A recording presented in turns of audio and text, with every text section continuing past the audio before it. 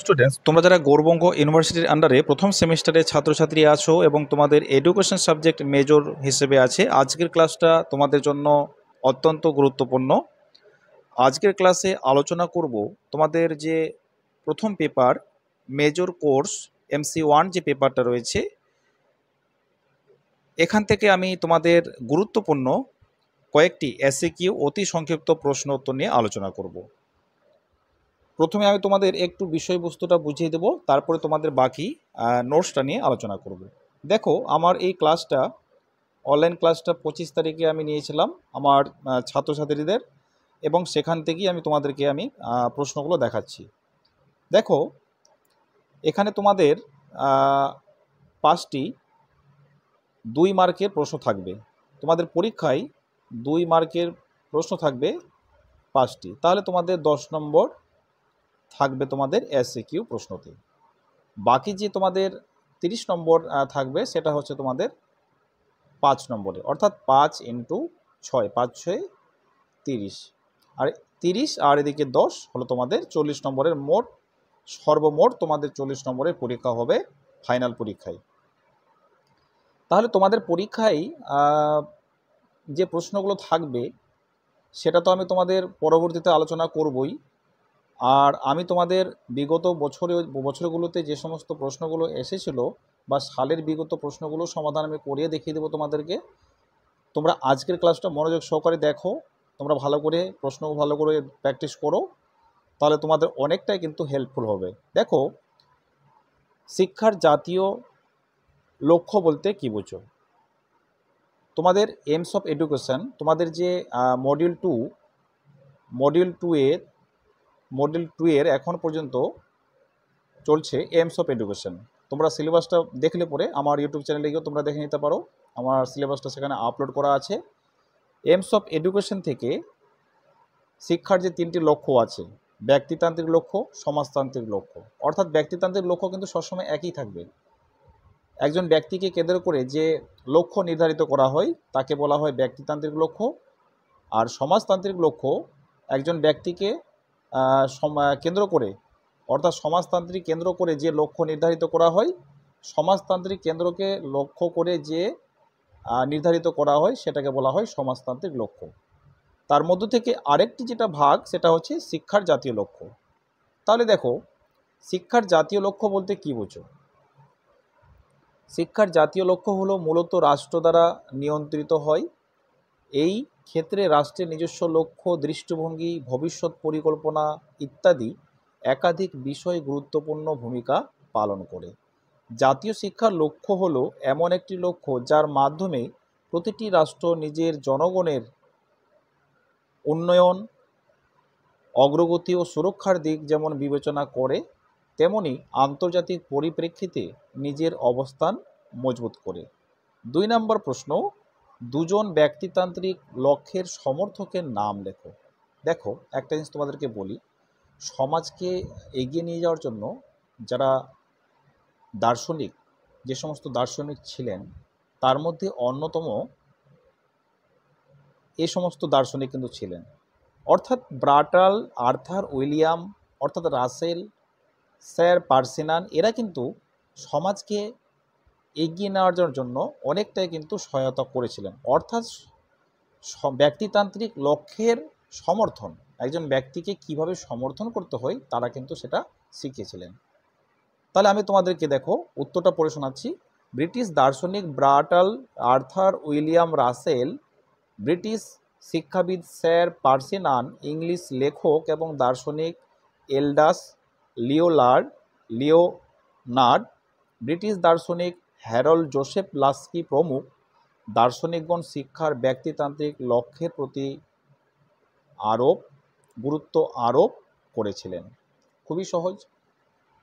তারপরে যেটা প্রশ্ন, দুজন সমাজতান্ত্রিক লক্ষ্যের সমর্থক বা শিক্ষাবিদের নাম লেখো। এই প্রশ্নটা কিন্তু গুরুত্বপূর্ণ। তাহলে কি হবে? দেখো, কয়েকজন দার্শনিক যারা শিক্ষার সমাজতান্ত্রিক লক্ষ্যের প্রতি গুরুত্ব আরোপ করেছিলেন তারা হলেন স্কটিশ দার্শনিক মাথায় রাখবে, W.D. রস। ইংলিশ দার্শনিক হচ্ছে হারবার্ট স্পেন্সর। আর আমেরিকান দার্শনিক হচ্ছেন জন ডিউ এবং ভারতীয় দার্শনিক আমাদের মহাত্মা গান্ধী। তারপর নেক্সট প্রশ্ন হচ্ছে শিক্ষার লক্ষ্যের দুটি প্রয়োজনীয়তা আলোচনা করো।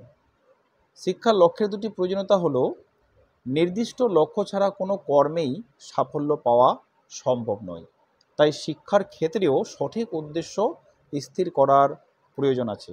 অবশ্যই তোমার যদি লক্ষ্য তোমার কর্মে তোমার লক্ষ্য যদি সঠিক না হয় বা তোমার যদি সঠিক লক্ষ্য ছাড়াও তুমি যদি কর্মে যোগদান করো তাহলে কি সেটা পূর্ণতা পাবে?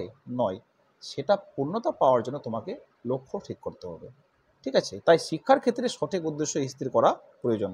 শিক্ষার লক্ষ্যের দুটি প্রয়োজনীয়তা উদ্দেশ্য হলো, দেখো আমি তোমাদেরকে টু দ্য পয়েন্ট, শিক্ষার বাস্তবায়ন। শিক্ষাকে সঠিক রূপে বাস্তবায়িত করতে হলে গৃহীত কর্মসূচি, উপাদান, সম্পদ ও পরিবেশ কেমন হবে তা নির্দিষ্ট করতে শিক্ষার উদ্দেশ্যের বিশেষ ভূমিকা রয়েছে। তারপরে 2 নম্বর পয়েন্ট, অর্থ, সময়, শ্রম, সাশ্রয়। শিক্ষার উদ্দেশ্য সম্পর্কে শিক্ষক ও শিক্ষার্থী যদি সচেতন হয় তাহলে অতি সহজে সফলতা পাওয়া যায়। এটা কিভাবে সম্ভব? অর্থ, সময়, শ্রম, সাশ্রয়। তাহলে বুঝতেই পারছো যে শিক্ষার উদ্দেশ্য যদি একজন শিক্ষক বা শিক্ষার্থী সচেতন হয়, শিক্ষার উদ্দেশ্যটাকে সঠিকভাবে যদি শিক্ষার উদ্দেশ্যের জন্য সম্পর্ক সচেতন হয় তাহলে সেই জায়গায় অর্থ তো কম হবেই, সেখানে সময়ও কম লাগবে, তারপরে সেখানে সাশ্রয়ও থাকবে। আর ফলে অর্থ এবং সময় ও শ্রম সাশ্রয় হয়। তারপরে প্রশ্ন, শিক্ষা লক্ষ্যের পরিবর্তনশীলতার দুটি কারণ উল্লেখ করো। উত্তর, শিক্ষা একটি গতিশীল সামাজিক প্রক্রিয়া। এটা আমরা সকলে জানি, শিক্ষা হচ্ছে সামাজিক গতিশীল প্রক্রিয়া।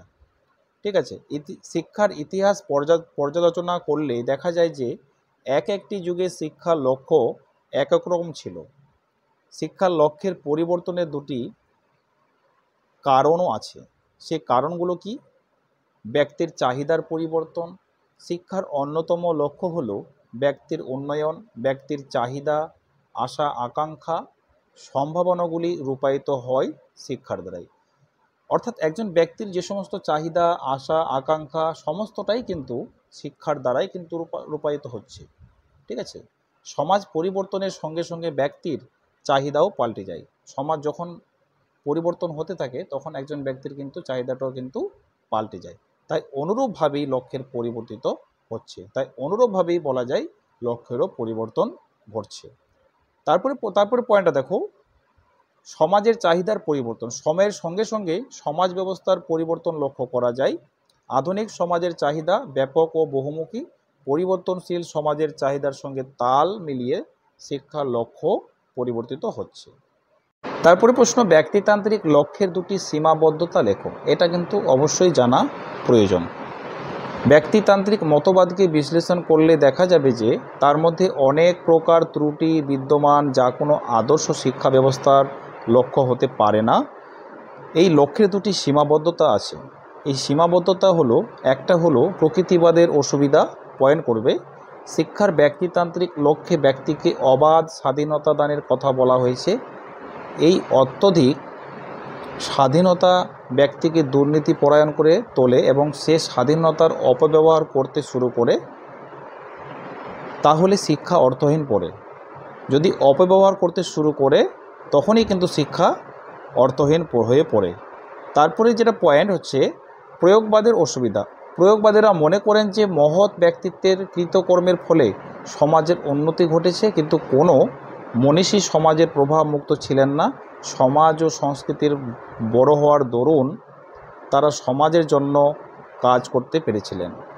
এই হলো আজকের গুরুত্বপূর্ণ ক্লাস। অর্থাৎ তোমরা যারা এডুকেশন সাবজেক্ট মেজর হিসেবে তোমরা বেছে নিয়েছো বা তোমাদের এডুকেশন সাবজেক্ট যাদের অনার্স আছে, তোমরা আমার ভিডিওগুলো অবশ্যই ফলো করবে এবং আমার ইউটিউব চ্যানেলে এমআর এডুকেশন চ্যানেলটি তোমরা অবশ্যই সাবস্ক্রাইব করে রাখবে, কারণ এখানে তোমাদের সমস্তটাই গৌরবঙ্গ ইউনিভার্সিটির আন্ডারে কিন্তু তোমাদের কভারেজ করা হবে।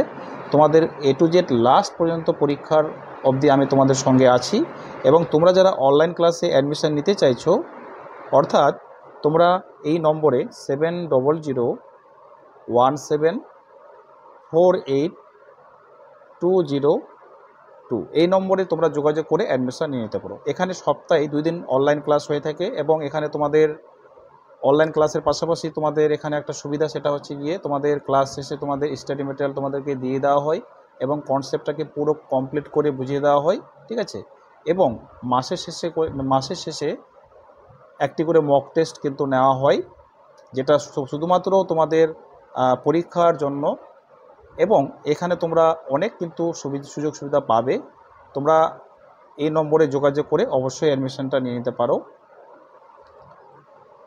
আজকের ক্লাসটা তোমাদের এই পর্যন্ত। Thanks for watching. দেখা হবে পরবর্তী